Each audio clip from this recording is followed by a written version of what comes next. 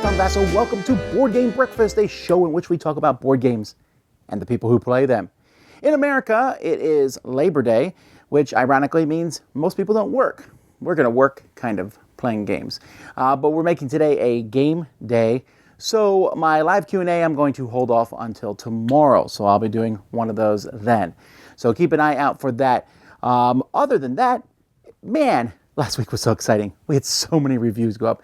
You really got to go back and look at them. There's a ton of reviews from Rising Sun to Twilight Imperium 4th edition. There's a lot of great stuff. And we started our top 100, which we will be continuing on with this week. So watch out for more reviews coming your way from us. But right now, let's get into the news. We are now in the last third of the year. Here we go. Okay, well, first off, today, I'm recording this today. It's being posted Monday, but I'm recording it Friday, is Force Friday. And so what new board games have been announced? Well, there wasn't very many at all, actually. As far as I can tell, the day is not yet over. There might be some I haven't found out about. Fantasy Flight, though, I promised a big release, and it was Destiny, which is Star Wars Destiny, a two-player game version of this. Not a full deck and not a full things, but some cards and dice. And this is a way, I think, to get people into the game. So like, here, have a little bit, and then come back for more later on. So that's out in stores today with some the characters from Star Wars Episodes 7 and 8 in it. Steve Jackson has announced more about their Munchkin card game, collectible card game anyway, and this has been like in the works for a long time. I believe I played this a year and a half ago and heard about it even before that. But now they've announced it's coming out February 18th. There's going to be 3 starter decks, Ranger vs. Warrior, Wizard vs. Bard, that's the one I want, and Cleric vs. Thief. It has the Munchkin humor and kind of a push your luck bluffing element to it. At least it did when I played it. From Eric Lang. And so the 3 starters are coming out in February, and then in May you'll start seeing boosters, and it will turn into your typical collectible card game. Renegade has announced that they have the rights and will be reprinting the North Sea games. Now, Raiders of the North Seas was nominated for the Spiel des Jahres, or the Kenner Spiel des Jahres. Renegade picked that one up. That's the only one of these I've actually played, but there's also Shipwrights of the North Seas, Explorers of the North Seas Rune Saga. These are all games from the same company that I've not played, so this same shared universe, they'll be printing them. Back to Fantasy Flight Games, Battle for Rokugan. This is an L5R board game. This looks like a brand new thing, a big grandiose board game where you're moving around, attacking each other, trying to get the most honor. Now, at a glance, it looks like Game of Thrones a little bit to me. It doesn't have the same designers, so that just may be my projecting that onto it. But they are certainly coming into L5R universe, adding some more stuff. So I hope this is good, and I hope it's not too long. Let's see here. River Horse has announced Dark Crystal, the board game, which has a lot of people excited and will probably sell really well, but it looks like a reskinning of their Labyrinth board game, which was just murdered in the reviews. So we'll see. Plan B has announced Azul. This is from Michael Kiesling. Michael Kiesling is often paired with Wolfgang Kramer. Kramer and Kiesling, and they've done many great games together. But this is Kiesling by himself. This is where you're going to be decorating palace walls with these tiles. It looks really beautiful, abstractish, I think. But this will be at Essen, and Plan B has a really good track record so far. Let's see. DLP Games has announced Altiplano. Now, this is a company that originally made Orleans. Tasty Minstrel licensed it from them. And that was a bag building game. This is another bag building game. Oh, I'm excited about that. I really enjoy bag building games where you're basically pulling stuff from a bag, and then you're adding more things, and the more you pull, you get to do things. I like that idea. This one's set in the Andes Mountains. Just very excited about this. Greater Than Games has announced The Legends of Sleepy Hollow. I don't even have a picture here for you because I can't find any, but it's a cooperative game, a campaign-style game from Ben Pinchback and Matt Riddle, where you are 4 residents of Sleepy Hollow and things are happening in horror. Wow, the potential here sounds really great, but I want to know more. Let's see, Spartan Games. They make Dystopian Wars, Firestorm Armada. They've announced that they're closing. This is an unfortunate thing over in the UK. And not only them, but Tor Games is also closing. They made Relics. So 2 miniature companies essentially shutting down both in the UK. Very close together. It was a very odd thing. Meanwhile, with miniatures, back to Fantasy Flight Games, they've announced some more, the next wave for Star Wars Armada. This one has some new ships, but mostly it has Admiral Thrawn, the greatest Star Wars character ever made in the book series. And his ship, the Chimera. I love this. Looks really cool. I'm definitely going to get it. Lookout Games and Mayfair have announced Nooshfjord. I'm probably mispronouncing that. This is the new game from Uwe Rosenberg. Looks a little lighter than his last game, A Feast for Odin, but it sure looks like Agricola and all the rest of them. I think you can look back at our Origin Summer preview video with Mayfair to see some more details on this one, but it looks like you are placing workers and doing things. Will this be good? It certainly has people excited about it. Folks, that's the news. Let's go on to Kickstarter.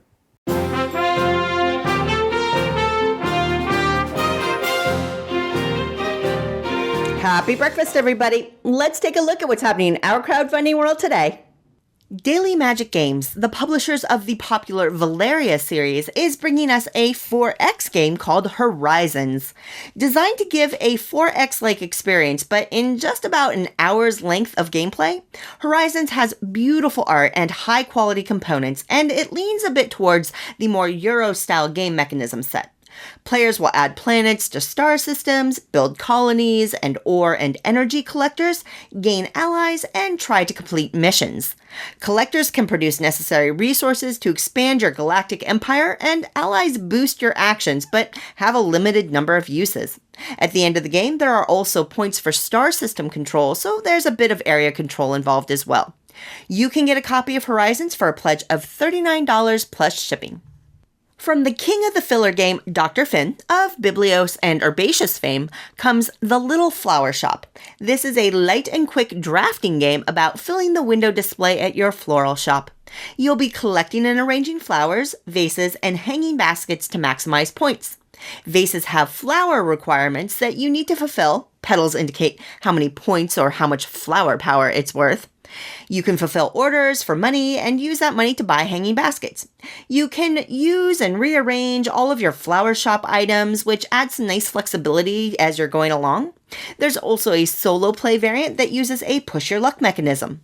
The Little Flower Shop features lovely art by Sarah Rye, and you can get a copy for a pledge of $23 plus shipping. Red Dragon Inn Battle for Greyport Pirates is the new expansion for Red Dragon Inn that continues the story of Greyport. Red Dragon Inn is a cooperative deck-building game in which the band of heroes will travel to different locations, battle monsters of all kinds, and gather equipment and more to strengthen up characters. In Battle for Greyport, the Pirates expansion, there are new heroes, locations, monsters, and bosses. Each of the heroes comes with a unique starter deck, and of course there's a new pirate deck too. Pirates add new extra win conditions, and the new cannon die can help take out sinking pirate ships, but it can also be used by the monsters against you. And players get the new vision ability that allows you to peek at decks and rearrange cards, but the monsters will get the new Raider ability, which means they can inflict damage on a location when they hit the hero.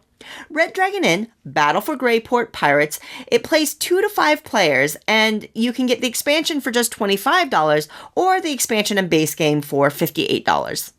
Mint Delivery is a pocket-sized pick-up and deliver game from the team that brought us Mint Works. The card-based game really simplifies and streamlines the core mechanisms in which players travel around the map, load and convert mints at different locations, and work to complete order cards.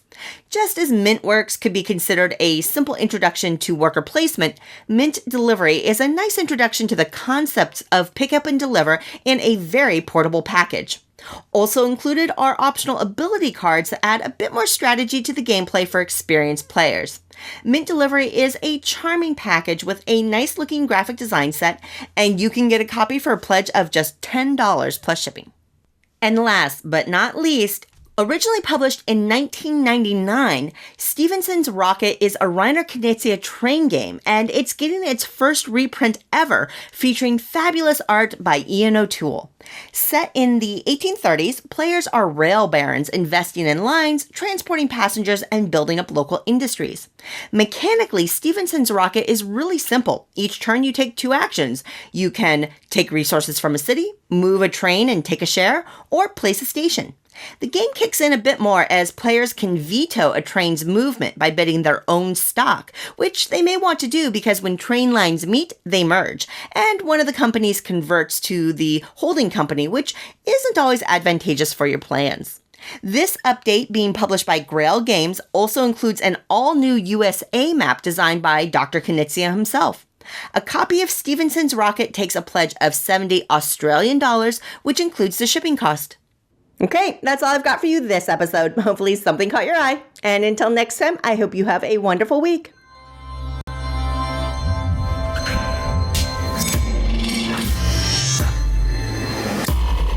Hello there, Chaz Marler from Pair of Dice Paradise here, and you, loyal viewer, may recall that several weeks ago I produced a video in which I confessed just how much more I enjoy hex-based maps and games as opposed to their square-based counterparts. And I did it in song for some reason.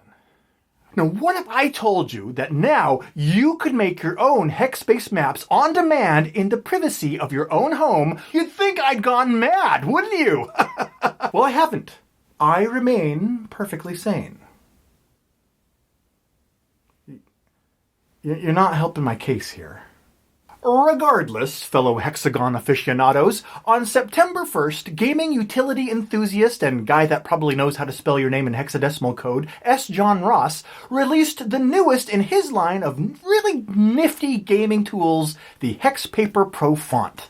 This is a font that is specially designed for producing hex grids quickly, accurately, and affordably on one's own home printer.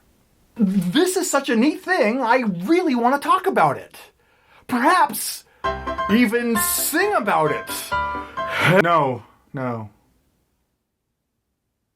Now, HexPaper Pro is currently available to purchase for about $6 on the drivethrurpg.com website. I bought it, I installed it, and I was using it to print out several simple hex grids within minutes. The package that it comes with also includes not only OpenType, TrueType, and Type 1 versions of the font, but also this 5-page guide of tips and a 181-page PDF of printable, pre-made sample grids in various sizes and designs. It is way cool.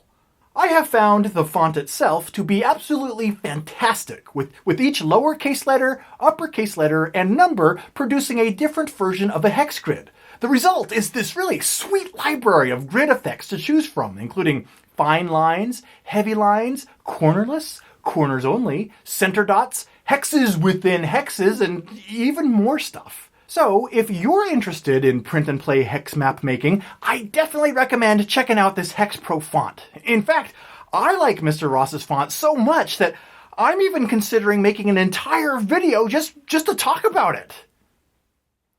Oh, huh. Well, you know, it's what I'm doing right now. Cool.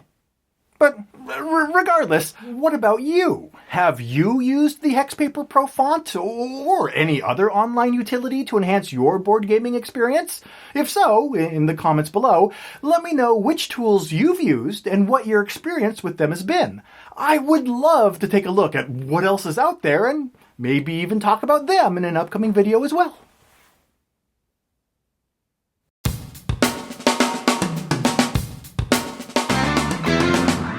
So what's coming out from the Dice Tower this week? Well, we got a lot more reviews coming your way. We've been playing a lot of the games that we got at Gen Con, but not just the games that come at Gen Con. There's games all over the place. I mean, if you could see right here to my side, there's probably 200 games sitting there. So many of them need to be reviewed. We're working on them as quickly as we can. As I said, we are continuing our top 100 list, which is going up.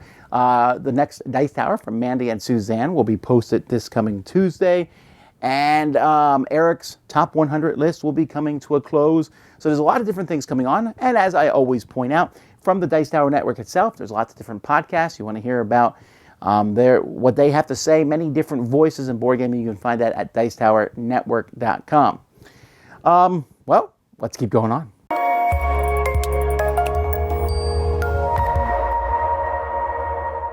Hello everyone, my name's Annette, and you may know me as Netters Plays. And today on Applied Mechanics, I'm going to go over the game of Star Realms.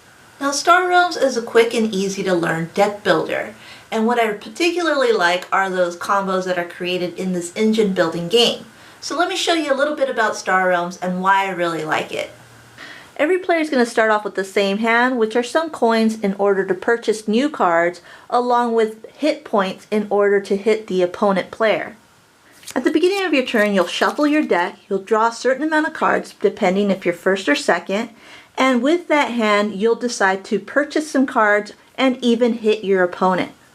This card will only cost you 1 coin to purchase. Once you purchase it, you can go ahead and put it in your discard pile to draw from later. You always refresh the market and see if you could purchase anything else. You add up your hit powers and then you attack your opponent. Whenever you can't draw more cards at the beginning of your turn, you can always reshuffle your discard pile and draw up to 5 cards. When you draw up your hand, and if you notice that some of the factions are similar, then they will combo each other. For example, this base card will allow you to hit for 3, but it will also allow you to draw 1 more card because you have another faction of that color. So as you can see, the game of Star Realms is quick and easy to understand and also fast to play. The cool thing about this game is the fact that there's a rotating market, so you never know what's going to come up next. So sometimes it's good to pick and choose what you want from the market. However, other times it's just best to buy nothing at all. Now that decision making makes this game interesting, along with what you're collecting in your deck. Now those different factions that you're collecting leaves the game interesting because you're unaware of what's going to come into the market, and also you're expecting to build those big combos for the game ending punch. And that's why I really like Star Realms. Well, thanks for watching and we'll see you next time. Bye! 2 brothers set loose in a thrift store. This is Thrift Store Throwbacks. Oh, wow. Cool. Hey, man. Hey! How you liking the eclipse? Oh man, it's so awesome. Yeah, pretty cool. Yeah. Well, how about now? What the? Ah! Look what I found. Oh God!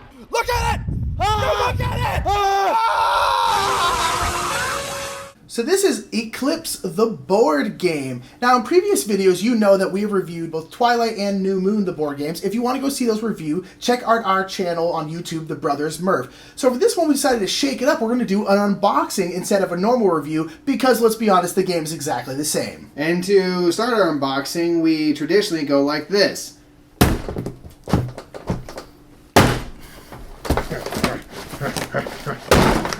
Get it open, gotta open them the classic way, you know? Oh, yeah. Get it open. I'm so excited to play. Oh yeah. Ooh, hold on. Let's take a look at the board. Oh, Yeah. fancy artwork. Here's the rules. We're just gonna go ahead and crumple those up. Hurt the game, not yourself. Oh yeah, perfect. Ooh, oh Mike, look at this card right here. Well, that really matters. Here, I'm gonna treat this with some serious respect. We're just gonna go right ahead and do the right thing with the cards. Oh look, little characters. There's this one dude, and then there's this other one dude. These are really gonna take the game to the next level, right there. See if there's anything under this box. Gotta check and see if there's anything under the box. There it is. Oh, there it is. Well, there they are. Meeples! There they are. Meeples! Knew they were gonna be in there. We have meeples. This is my favorite card. This one right here. Oh, this is the game changer. Look, you captured Jacob's heart, literally. So that was Eclipse the board game. I don't feel like we need to say this game is bad. You know what's up. I mean, this is the 3rd time this has happened. You know, they say that comedy comes in 3s. Comedy comes in 3s, and then tragedy comes on number 4. The dawn that's breaking. Do check us out on social media. Subscribe to The Brothers Murph on YouTube. And until next time, we'll see you at the thrift store. We'll see you there. All sparkles like up in the sun.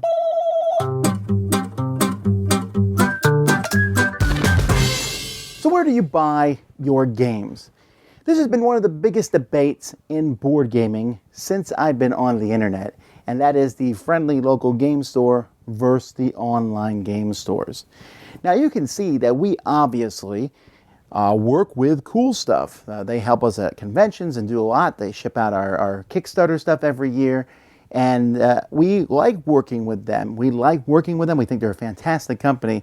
And I'll talk more about that later, but I want to talk about this idea because it is often really rammed home to you and to me to support the friendly local gaming store. If you see FLGS on the internet, that is often what they are talking about, the friendly local game store. Well, I want to discuss that in some detail, and it's going to take multiple board game breakfasts to do it. But I want to start out in this section by talking about those of us, and I'm going to include myself here, that do not have a local game store, or more specifically, do not have a friendly local game store. There's a good portion of the world that doesn't have access to a local game store within a reasonable driving range. I mean, I'd say if you have to drive over 45 minutes to get to a local game store, the amount of gas that you're spending to get there and stuff is and included with the price of the games there, it's just not worth your time to go there. So there would not be one in your area. But even more so than that, with a lot of people not having any local game stores, a lot of people don't have what I consider to be friendly local game stores. There are stores that fall into different categories. There are stores that fall into the category of just being unfriendly. You know, you walk in, the guy peers at you. He's like the comic book guy from The Simpsons show.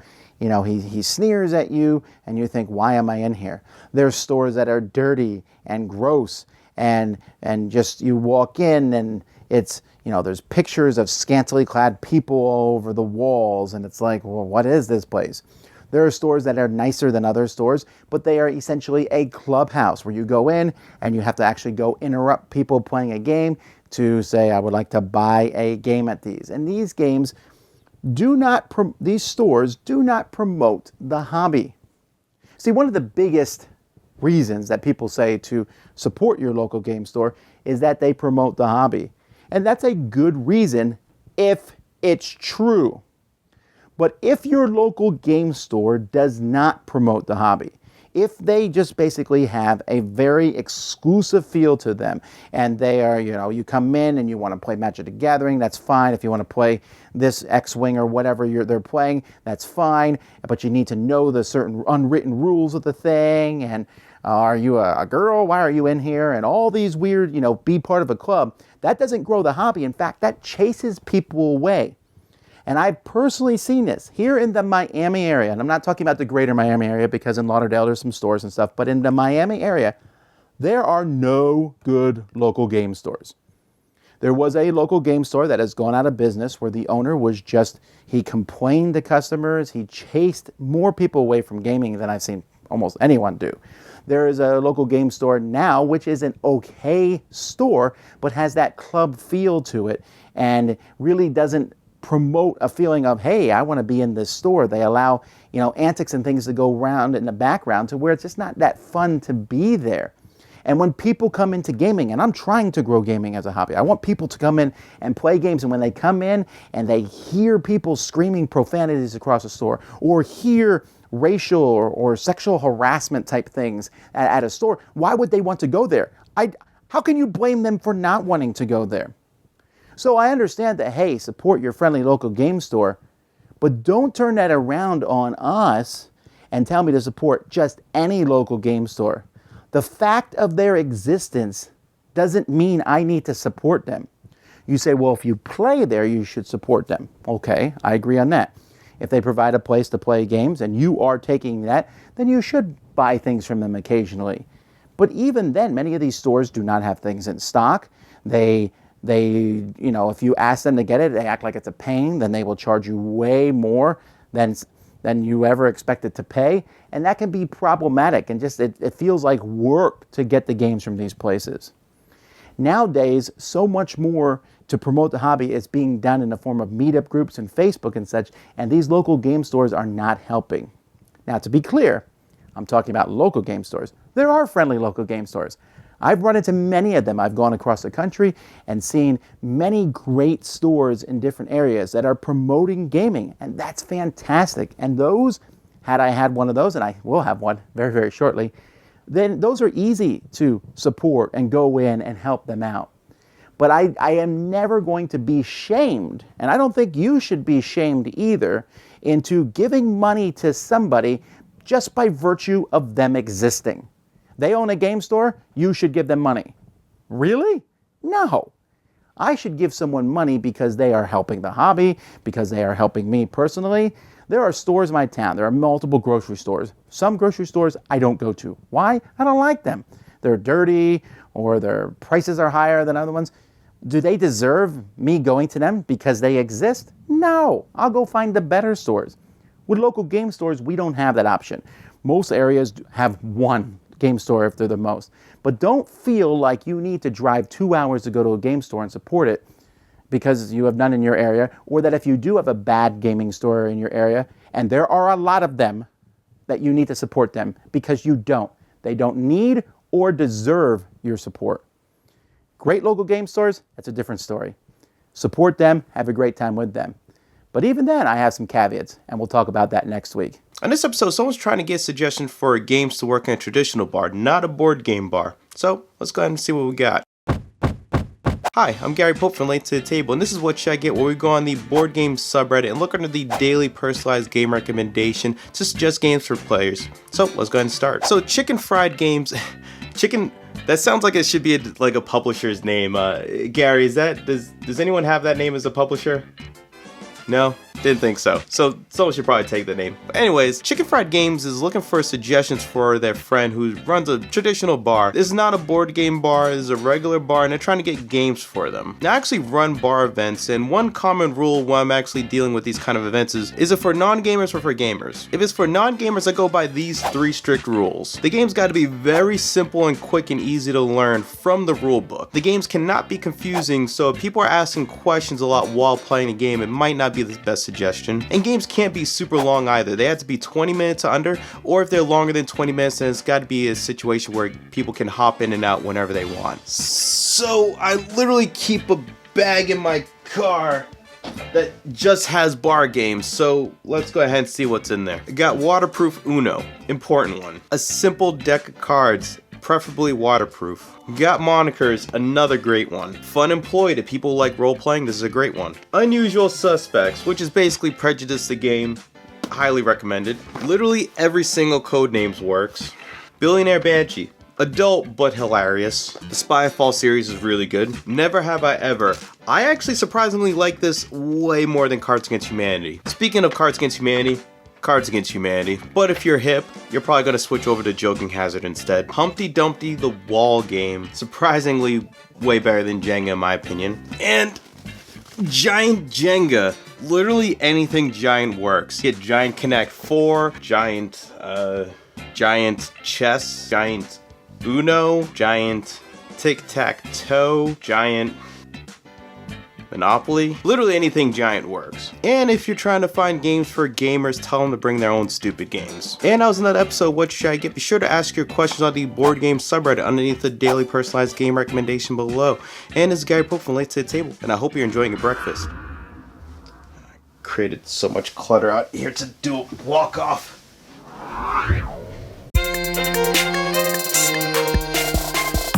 Hi everyone, I hope you all had a great summer. I know I did. Great summer vacation and an amazing, incredible Gen Con experience. And it's beginning of September, that it means it's time for all the kids to go back to school. Or like my nephews Finn and Chris, they are having their first school day. They live in the Netherlands, but in Germany they have this thing that if you go to school for the very first time, you get a Schultüte. It's a big cone in, of course, your taste, and it's filled with sweets and school supplies, books. You carry it around all day. It tends to be very heavy, and at the end of the day, you open it up and see what's inside. This week I am playing a game that is all about getting books and shelving books. A game that I got to know at Gen Con while I was having a jet lag. I went downstairs to the lobby of the hotel, and at 5 o'clock in the morning there was a group of people sitting there still playing their new game. They taught it to me, and it's such a great game. It was one of the hits of Gen Con. This week I am playing Ex Libris. Ex Libris is a worker placement game where you have 3 assistants, one of them has a special ability, and you place them in certain areas on the board to perform certain actions. Goal of the game is to have a very stable library that is completely in alphabetical order. There are different kinds of books, and for some you want to have a lot of them, from the others you want to get less of them. There are banned books, and you want your library to have a certain focus. It is such a great game. Replayability is great, and it plays rather fast. The first 2 games were kind of slow, but of course I was playing with a group of people who were up until 5, 6 a.m. in the morning. But other than that, right now the game plays very fluently and very, very nice. If you get to know the different locations your assistants can go to, I highly recommend it if you can get it, because it was sold out at Gen Con. I hope it hits the stores right about now. So check it out. Ex Libris. Thanks for watching. See you next week.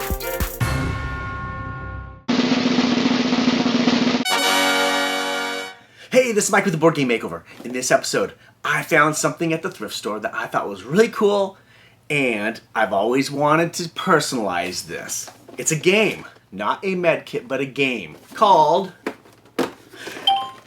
Operation. And I'm gonna show you how you can personalize this. So this guy's on the table. Instead, it's your friends, your family, your enemies. Let me show you what I did. Now, personalizing Operation is very simple. All you need to do is go out to the internet, find the personality you would like to have in your Operation game, and print out a picture of them, and then just cut their face. Just make sure that their face is about 4 inches by 3.5 inches, or whatever you measure the head to be. And then after that, just cut a little hole in the nose and slide it on. And next thing you know, you have Operation personalized. And as far as the components, of course, we want different things in here to personalize it even more. Like with Eric Summoner, of course, we have to have an Oscar because he's a great actor and a voice actor and all kinds of great things. And of course, with that comes lots of money.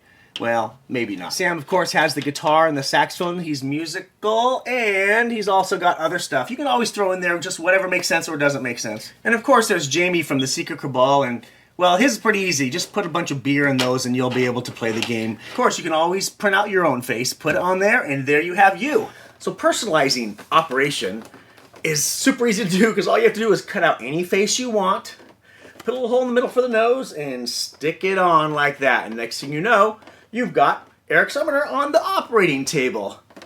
And these, you can find all kinds of little objects that fit into these holes to make it more personalized toward that person, or however you want to do it.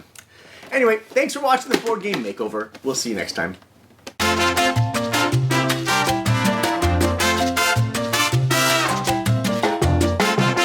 Okay, folks, here today we're going to be showing you 2 products from Elderwood Academy. The first here is this codex. This is a dice tower, and the lid on the top, this is the bottom, this is the top. The lid on the top comes off, and you can store things inside it. Like you saw, I have dice in there. But I also have another product, so I'm going to show you this product first, actually. This is the scroll. This is a dice rolling tray, and these pieces here just slide into the sides, the joints, and then you just have a nice tray that you can throw these around in, the dice around in them, with a dragon on it, and then it comes apart very easily, and you can roll the whole thing up. Now this, though, the dice tower itself, like I said, it comes with this lid, has the rare earth magnets in, so the lid just pops off. You can store stuff inside it.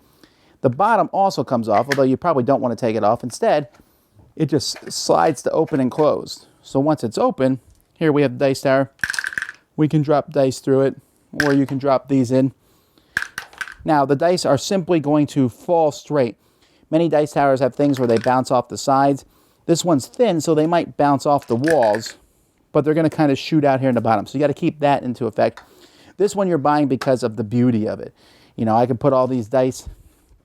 I can close this, put my dice in, take it with me to a game session, get there and be like, all right, let's play.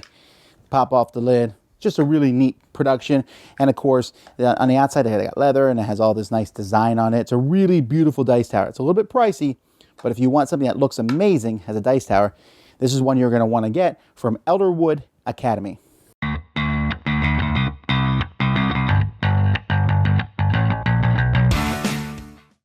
Hey everyone, it's Lunchtime! Today we'll be looking at Atlas Enchanted Lands. This is published by Renegade Games, designed by J. Alex Kevern. It plays 2 to 4 players, ages 8 and up, in about 20 minutes. So the idea behind Atlas Enchanted Lands is you have cards in hand. It's a bit of a trick-taking game mixed with a bit of a poker bidding game. So when you play a card down, you can play it anywhere as long as the icon matches the token on the left-hand side. And we're playing sequential numbers 1 through to possibly 8. When you play a card down, you can place your bet tokens on them anywhere between 1 and 5. If you play time, you're hoping that you're going to be able to score the horizontal way, so you're going to be scoring 4 consecutive cards. If you play the turn over the side and you play the place, you're hoping that the column will score, so all the ones in this case would score. As soon as a fourth card of face-up ones go in a row, you'll score them, and they'll get turned over, and everyone's tokens that guess correctly will get to stay on it. If we do a column, then if you have all 4 ones, or if one of them is turned over from previously scored, the other ones will turn over, and again, anything that's properly bid on will also stay. And you basically get to count all of these up, and the person with the most points at the end of the game wins. Really enjoyed the game. The art is beautiful in this. I believe it's Beth Sobel product for the art. Fantastic work, Beth. The gameplay was fun. It was fairly intuitive. I wasn't very good at guessing what was going to score. Tracy kept edging me out, so I didn't score very high when we played this. But that's okay. It's still enjoyable. Because you kept using those like 5 stacks, because you can stacking your chips on there, and you just managed to do a really good job at figuring that out. I was going to say, I wish I was as good at poker, but not, so. And it plays fairly quickly. I mean, it's pretty straightforward. It's a beautiful game. I mean, I enjoyed it. The first playthrough, I'll admit, I wasn't crazy about it. Then after I played it a couple more times, I think I would develop, like, okay, I figured it out, sort of, how to play it, or how to strategize as much as I could. And I really enjoyed it. So that's it, and we'll see you next time. Bye.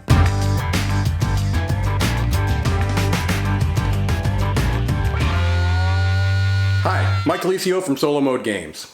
Today I want to talk about something that's not specific to solo gaming, namely setup and teardown time. And specifically, how much is too much? Is there an amount of time in setup and teardown that makes it so you're less likely to choose that game when you're trying to figure out what to play? For me, I haven't quite figured it out yet. For example, my number 1 favorite solo game is Scythe. Love the game and would like to get it to the table as often as possible. One of the things I did to help with that is I bought the Broken Token Organizer for it.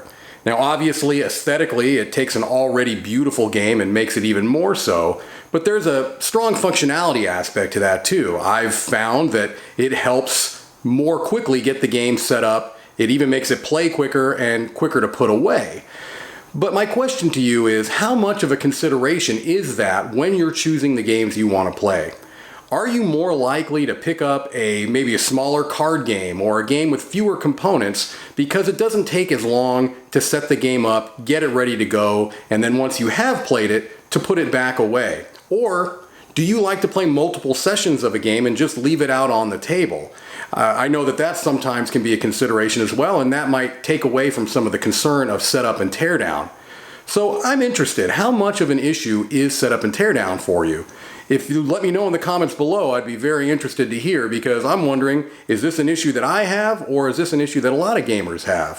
Thank you so much for your time, and have a great day.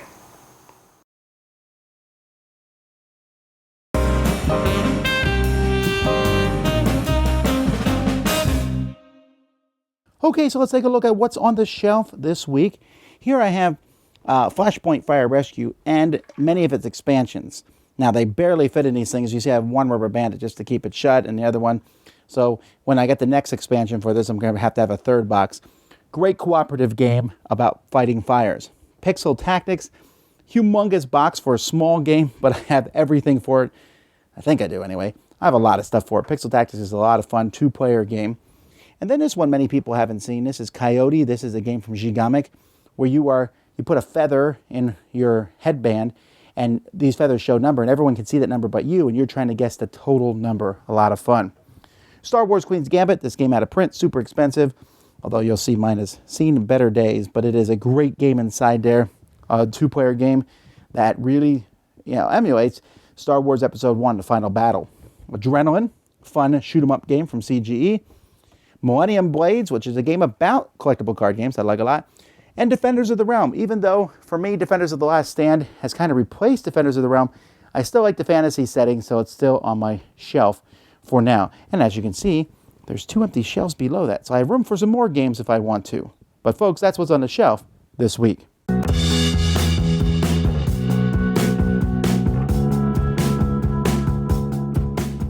Hi, welcome to War and Pieces. Today we're going to be looking at a game that I absolutely like that I got at Gen Con, and that's Zulus on the Rampart. Is it any good? Well, I think so. Why don't we go down to the table and take a quick look at it?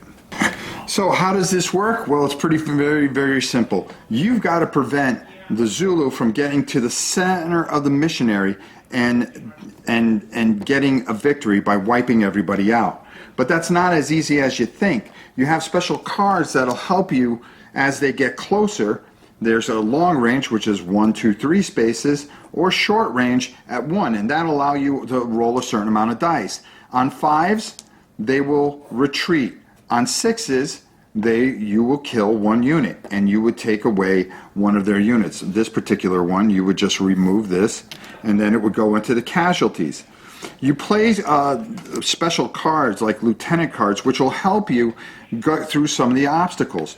One of the things that you can do is by placing them on either one of these spaces here, building barricade. If you build a barricade over 3 turns, you'll be able to move quicker and quicker within the compound. So as they get closer, it'll be harder for them to come, and it'll give you a chance to play some of these other cards to hopefully eliminate each unit. If you eliminate all the units, you've won the game. But it's not as easy as it seems. So let's go up top and get my final thoughts. Well, there you have it. This is a great game. I suggest if you have a chance, run out and pick this up. You're gonna love it. I just play it over and over again, trying to beat it. It's not as easy as you think, but definitely check it out. Hello, my name's Dan, and this is Cora, and we're here today to talk to you about board games for children of around 5 and under. And today, we're going to talk about this game. What is it, Cora? Tumble Tree. And at the bottom here, it says, don't let the cards topple. That's right. Tumble Tree is a dexterity game where the players are building a canopy of a baobab tree. The players are trying to get rid of as many cards as they can by balancing them on the trunk of the tree, which also doubles as the game's tin. There are a number of different cards in the game, and each has a special rule about how it must be placed or what cards can be placed on top of it. The game ends when one player gets rid of all their cards, and each player's leftover cards are combined with all the ones they've knocked off during the course of the game, and the person with the fewest is the winner. So what did you think about Tumble Tree, Cora? I think it's good. Why do you like it? Because, with the cards, on the monkey, you just basically get the light side off the edge of the thing. Yeah. And there's other things you can do with other animals. On toucans you can frisbee, and like chameleons, you can copy the other one that you did the other time. Very good. Yeah, I like it as well. I like the balancing and the fact it's all precarious, and then when it falls off, and you have to pick up all the cards, and it's. And I like how the way there's a penalty pile. The penalty pile, yeah. Yeah, there's a penalty pile, so when you get them fold off, then you can just put in your penalty pile. That's it. And if you got too much in your penalty pile, you lose. You lose. So we give. What kind of thumbs up are we going to give? Like we're climbing a tree. Oh, good one. So we give Tumble Tree 2 tree climbing thumbs up. This year I played a lot of games, a number of times, and I won some of them. And I played with some different people. Yeah. I don't log my games. From that whirlwind of information, it's probably clear that I don't log my plays. But then again, I barely know what day of the week it is. Tuesday? Now I see the benefit.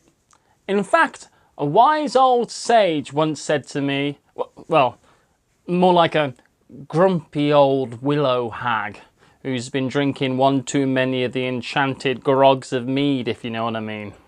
Anyway, this dwarven nightmare said to me, "I'm Dan, and this is Cora, and this..." All right, knock it off.